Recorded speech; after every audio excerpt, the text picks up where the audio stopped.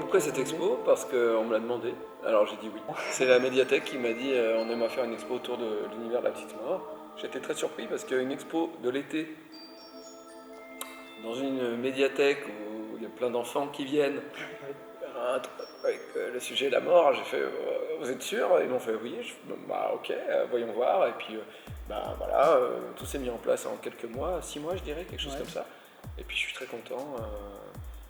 Je suis très content que La Petite Mort ait sa première exposition, c'est sa première. J'ai eu un court métrage qui a été sélectionné au festival Première Marche, Oui. donc du coup bah, je suis venu et les choses faisaient que je revenais pour l'expo, donc c'est vrai que depuis 6-7 mois je viens à Troyes assez régulièrement. Ouais. Alors après, est-ce que je devrais revenir après l'exposition? Je ne sais pas.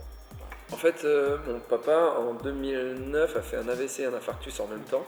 Et il s'est retrouvé à l'hosto pendant 3 jours, où il avait un caillot dans le cœur. Et les médecins nous ont dit, si le caillot ne se réduit pas, ou ici il bouge, bah, c'est la fin. Donc pendant 3 jours, on est vraiment, on peut rien faire quoi, de ces journées, c'est très compliqué. Et moi je dessinais la mort, comme si je gribouillais en étant au téléphone, quoi. Enfin, machinalement comme ça. Et j'arrivais pas à la faire adulte, du coup je la dessinais petite. Et à un moment je me suis dit c'est la petite mort, et là j'ai fait ah c'est rigolo, la petite mort c'est aussi l'orgasme. Donc j'ai gardé le nom. Mon papa après est sorti de l'hôpital, et je me suis dit bah, je vais faire un gag sur mon blog, j'avais un blog BD à l'époque. Je vais faire un gag avec la mort et tout ça, le gag qu'on peut voir à l'entrée de l'expo, en 3 cases. Et les gens sur mon blog ont fait ah c'est génial, à quand la suite? Et là je me suis dit oh, bon, j'avais pas prévu, mais bon je vais faire une autre histoire, alors je refais une histoire en 3 cases. Ah c'est génial, encore la suite. Ok, bah du coup bah j'invente d'autres choses, puis ça a fait 46 pages. Des gens qui venaient avec la petite mort tatouée sur la peau, et du coup bah après on en a fait une BD, etc. etc. Et pour ce qui est de l'univers, au départ c'était vraiment des gags simples sur une famille qui était la mort. Mon idée c'était juste de dire, voilà, la mort c'est quelqu'un comme tout le monde, et c'est un taf. Voilà. Et la plupart du temps, elle vit comme nous. Et peu à peu, j'ai amené de plus en plus, quand il a fallu que je développe en longue BD, ma vie. J'ai intégré ma vie. Et du coup, la petite mort, elle est petite. Moi, j'ai fait 1m60. Mon père est fonctionnaire. J'étais dans la même mairie que lui. Avant de dire, j'aimerais faire un métier d'artiste et partir. La petite mort, elle veut pas être faucheuse. Elle veut être fleuriste. Non, mais c'est fou. Les commentaires là, de la saison 2 de la série. Oh là là, c'est. Les gens. J'ai l'impression que les gens ne s'attendaient pas à ce qu'un dessin animé euh, leur propose autant d'évolution dans les personnages. Et du coup, ils sont en colère. Ils sont vraiment en colère. C'est genre, mais pourquoi il devient grand? Pourquoi il sort avec elle? Pourquoi il a fait ça? Il méritait de mourir. C'est vrai, c'est. Alors, je me délecte. Voilà, parce que je suis un auteur sadique. Mais non, mais en fait, le sujet, le projet de la petite mort, c'est de parler de la vie et de parler des changements de la vie. Et tout ce qui arrive dans la petite mort, c'est des choses qui sont complètement logiques, complètement la mort d'un animal de compagnie, la mort des parents. Ça suit même comment dire, une triste logique de vie, en fait, d'un être humain. Et bizarrement, les gens le découvrent. C'est-à-dire qu'ils sont surpris de ce qui arrive, alors que je ne fais que proposer ce que la vie propose. Voilà. Et du coup, je suis très content parce que c'était un.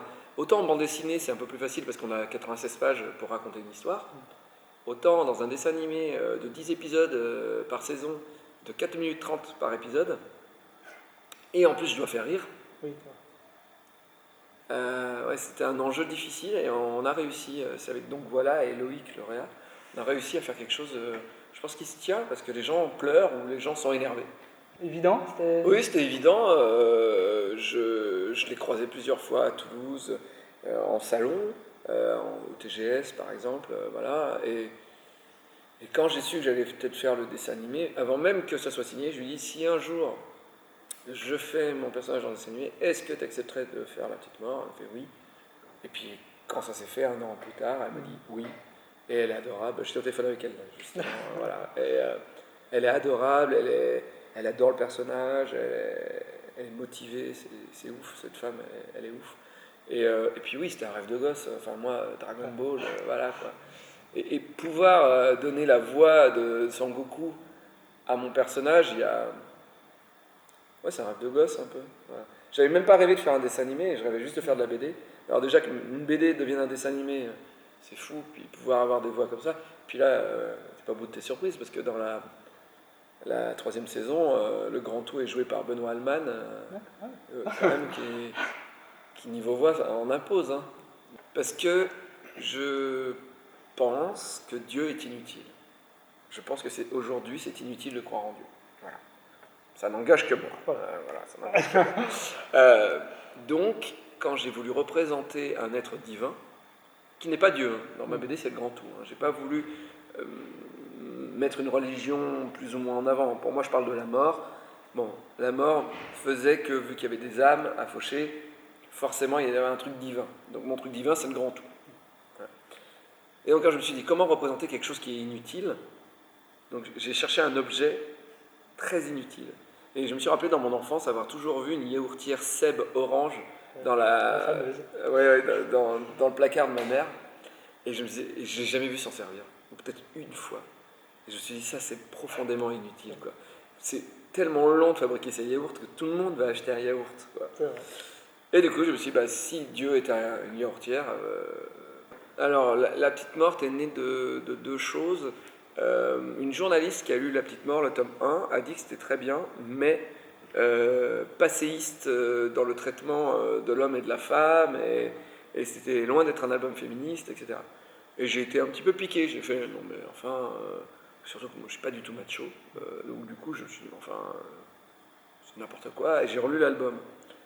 Et en relisant l'album, j'ai relu l'album en entier, en me disant tout le long, bah, non, elle n'a rien compris, Elle dit oui, la femme sert à rien, elle reste à la maison, elle fait le ménage, l'homme va travailler.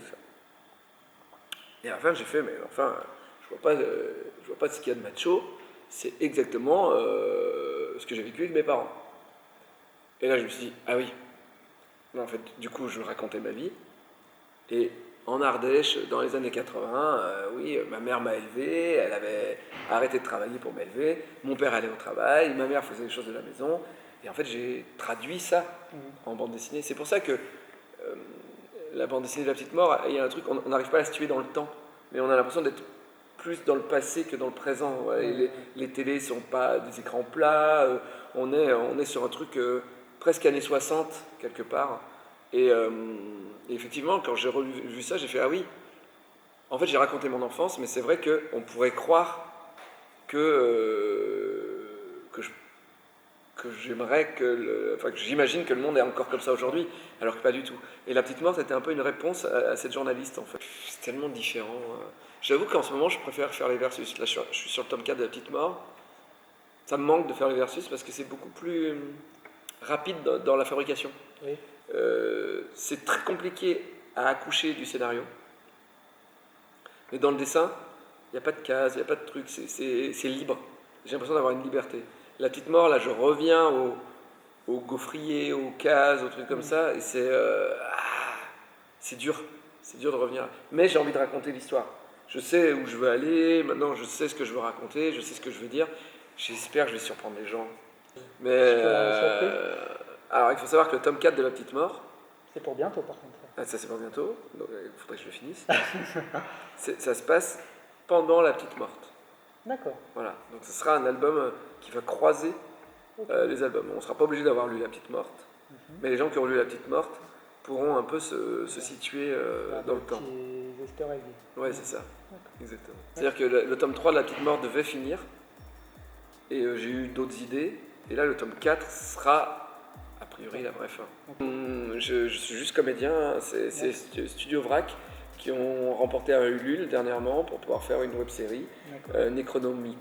Necronomicon, je crois. Ça s'appelle, c'est très compliqué le titre. Il y a déjà un pilote sur leur chaîne YouTube, Studio Vrac. Et du coup, ils m'ont demandé si je voulais faire un méchant. Et j'ai dit, avec plaisir. Et là, je serai un peu plus dans le surjeu. D'accord. Tu seras entre Régis Robert et L'Âge de Pierre. Voilà. Il y a un long métrage qui va sortir en décembre, Oui. où Poulpe et moi on fait les voix principales D'animation. d'animation, voilà, Spices, un truc que j'ai fait un peu des dialogues dessus, un peu scénarisé aussi. Donc ça c'est un truc qui arrive où on est tous les deux dessus. Et puis il y a peut-être des trucs qui vont arriver à la rentrée avec Poulpe. Ouais. On a une BD qui sort aussi ensemble en octobre. Elle s'appelait Alain au Pays des Merveilles.